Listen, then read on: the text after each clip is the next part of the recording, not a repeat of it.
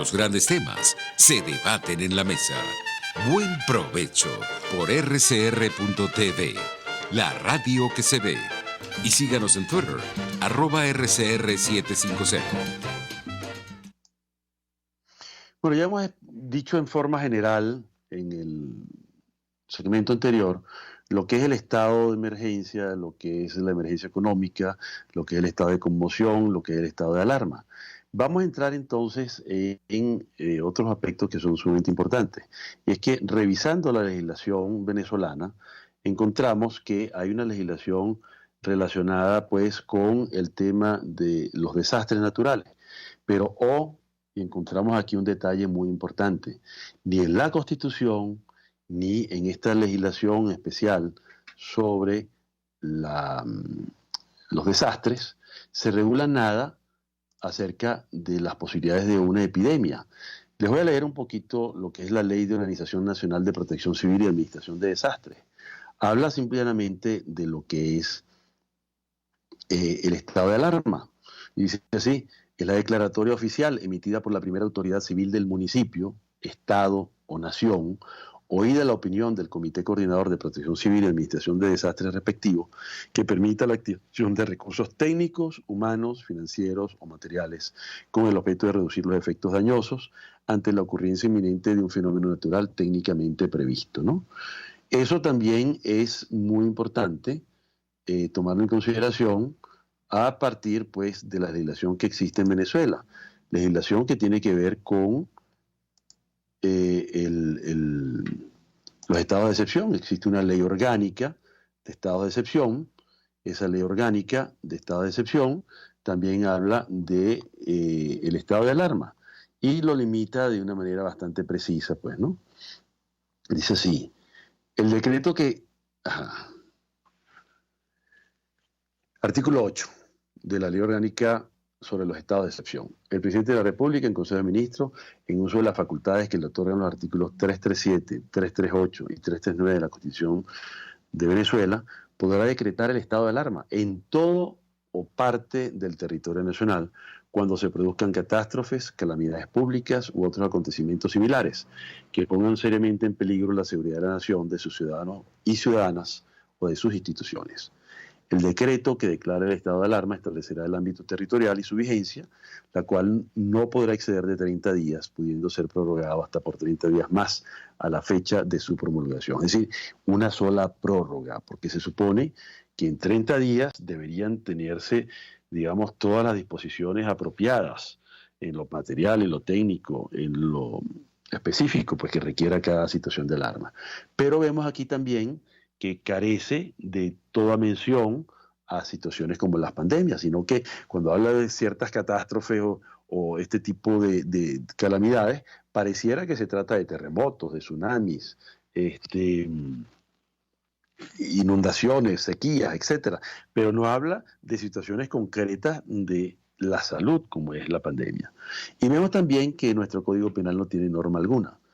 En un debate que estuvo por allí planteado hace unos días, decía un académico que quizás el derecho penal podría tener algún tipo de contemplación sobre esto, pero no, en el Código Penal no existe ninguna norma que regule ni que establezca tipo penal alguno cuando se viole, por ejemplo, alguna disposición sanitaria o cuando hay un exceso por parte de las autoridades en materia de aplicación de medidas sanitarias.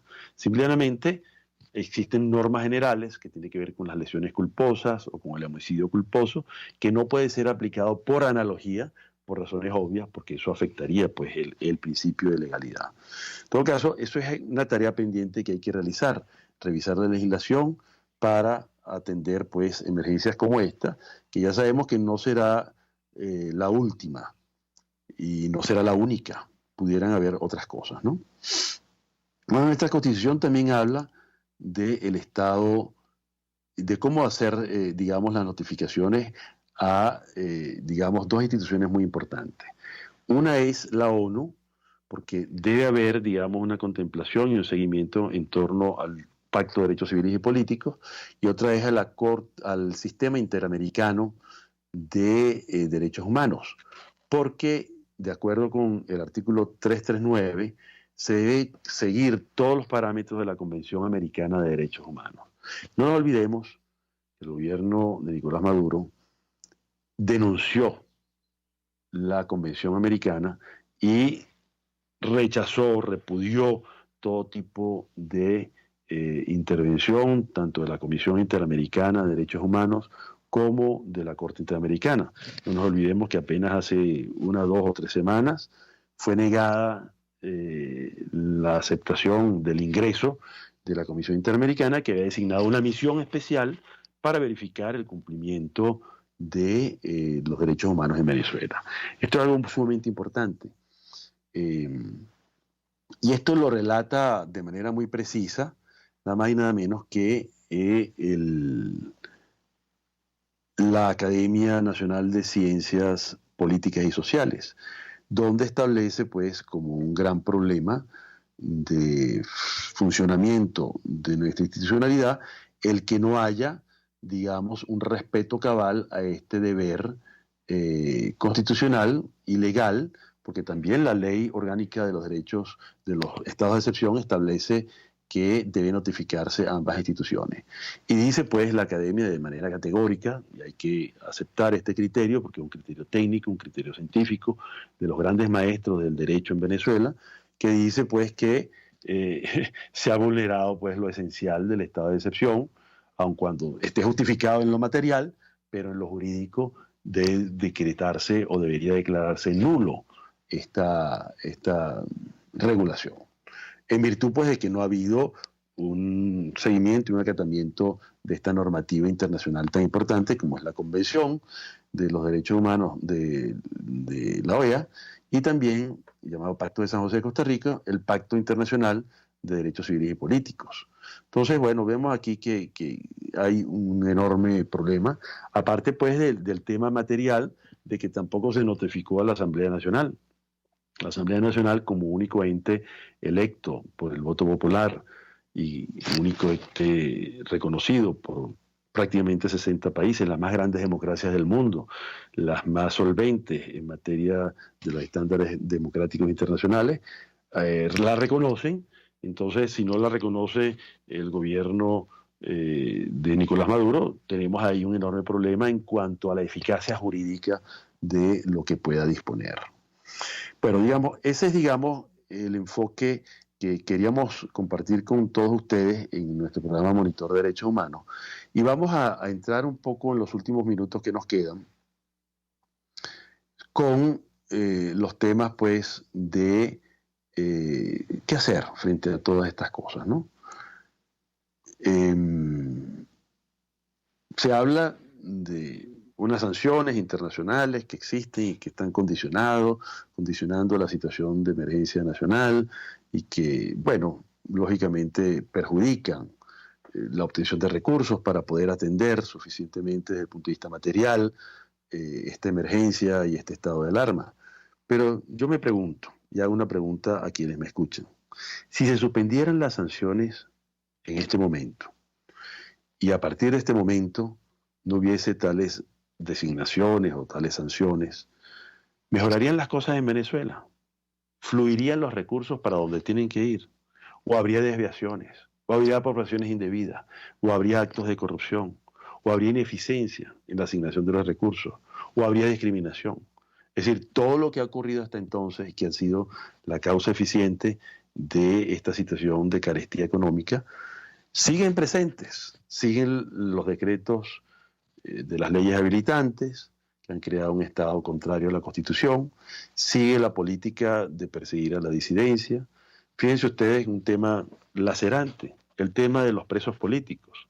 Informa el Foro Penal, que es el ente más calificado, que se ha dedicado de manera intensa, profunda, a hacer el seguimiento al tema, al asunto de los presos políticos, que muchos de ellos están en condiciones de hacinamiento, que hay 42 de ellos que están en grave estado de salud y que independientemente de que haya o no un estado de alarma, deberían haber sido, digamos, merecedores de una medida humanitaria a los fines de que poder ser atendidos en hospitales o en sus casas por sus condiciones de enfermos. Pero en el fondo de todo está el tema de que son presos políticos, no son delincuentes. Está también el tema de los presos comunes, hacinados en situaciones infames y que requieren algún tipo de regulación. Ese es un tema realmente importante que da chance como para otra programación. No quería terminar esta faceta de nuestra programación sin hablar pues de algunas medidas económicas que hay que tomar. Está bien que haya una especie de amnistía en términos de los alquileres y que haya disposición para que el sector privado contribuya, pero también el sector público debe contribuir. Debería haber una amnistía tributaria para evitar pues que la situación se siga empeorando para las empresas. Debería haber, o los empleadores en general, ¿no? Debería haber también un apoyo a las empresas. En los Estados Unidos se ha dispuesto la cantidad enorme de $1 trillón, es decir, 1.000.000 de billones de dólares para dar soporte a las empresas y evitar que haya un caos en materia de desempleo, que empeoraría la situación de la pandemia y que haría que ese país entrase en emergencia económica. Ya nosotros tenemos la emergencia económica y al no haber un apoyo a las empresas y a los empleadores, la situación de esto se va a empeorar. Bueno, digamos, vamos a cerrar este segmento porque se está acercando el fin de nuestro programa y vamos a hablar de algunas cuestiones que puedan realizarse, ¿no? Lo positivo y actividades por hacer. Creo que hay que mantener las reglas mínimas de higiene, el aislamiento voluntario, la distancia social, cómo realizar el saludo, los besitos, los abrazos, los apretones de manos tienen que limitarse o eliminarse totalmente. Y las reglas mínimas de higiene, lavarse las manos, en las salidas que haya que hacer para obtener alimentos o medicinas. Luego de eso hay que hacerse una nueva higiene. Ya he sabido pues que el jabón es uno de los elementos de control más efectivos para eliminar el contagio, etcétera, etcétera. Y naturalmente tratar de tener algún tipo de higiene mental también, ¿no? Yo acabo de leer al poeta Juan Lebrun, quien hace unas horas apenas publicó un extenso artículo muy bueno sobre sus meditaciones y sus reflexiones y también lo que ha hecho durante esta cuarentena. Y él decía que se ha dedicado a leer. Ha emprendido la aventura de leer con mayor intensidad a lo que siempre ha realizado. Él es poeta y además de eso estudioso de las letras, estudia en la Universidad Católica Andrés Bello. Bueno, este poeta además nos da una información muy valiosa. Nos dijo que Shakespeare logró construir esas obras maestras del teatro, El Rey Lear y Macbeth, en momentos en que estaba en cuarentena por una enfermedad contagiosa que había en el Reino Unido en ese entonces, en Inglaterra. Entonces, eso nos da una idea de cómo obtener algo muy positivo, algo muy importante, algo muy proactivo desde el punto de vista de la salud mental, así dejando un legado tan importante como esas dos obras maestras, ¿no?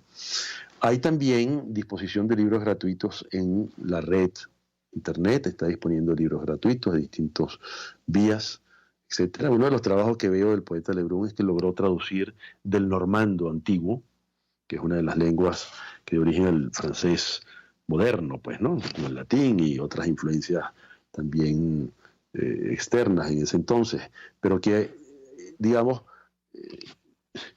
generó un gran poema, el Cantar de Rolando, ¿no?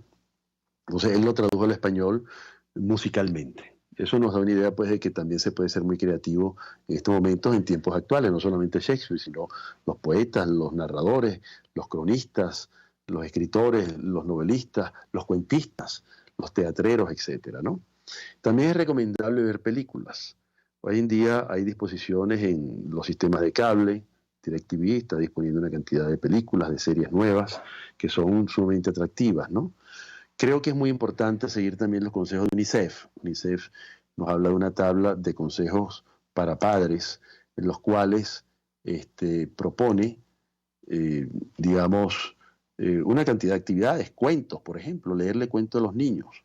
Las parejas, las familias con niños tienen esa posibilidad y también ese enorme desafío. Los niños se aburren de estar encerrados, hay grandes limitaciones para ir a parques, está prohibido que se aglomeren, que se junten, y eso va a generar implicaciones inevitables en la conducta de los niños, ¿no? Entonces, los cuentos, la creación, hacer teatro en casero, eso es muy importante. Desde el punto de los derechos humanos, creo que es muy importante hacer activismo en línea. Un tema de activismo es el tema de los presos políticos, el tema de los presos comunes, y yo les doy ideas de una situación que está planteada, y una propuesta que tenemos quienes trabajamos el tema de los derechos humanos, hacer activismo en línea, ponerse en campaña para lograr libertades, que los presos que están en regímenes severos y que están enfermos puedan ir a sus casas y ser atendidos en hospitales también. Estoy seguro, pues, que todo esto va a traer enormes cambios en la humanidad, así como hubo grandes cambios en las pestes anteriores que les he narrado, que les he comentado desde la época de Pericles en adelante, pues naturalmente esto va a traer también grandes cambios en la humanidad. Creo que se va a imponer lo que un filósofo llamó el egoísmo de amplias miras, es decir, para yo sobrevivir, debo también procurar que sobrevivan los demás. Es un poco lo que está en el ánimo de esa idea de la transgeneracionalidad y la transhumanidad. Es decir, no soy solo yo y mi circunstancia, sino también los otros. Yo necesito de los otros y necesito del ambiente. Necesito un ambiente sano, un ambiente que sea disponible también para mis hijos. Bueno, con esto damos final al programa. Agradezco mucho su atención, de nuevo buen provecho y estamos pendientes de sus comentarios en las redes. Muchísimas gracias, hasta el próximo miércoles. RCR presentó Buen Provecho. Síguenos en Twitter en @RCR750. RCR 750 AM, porque el bueno une.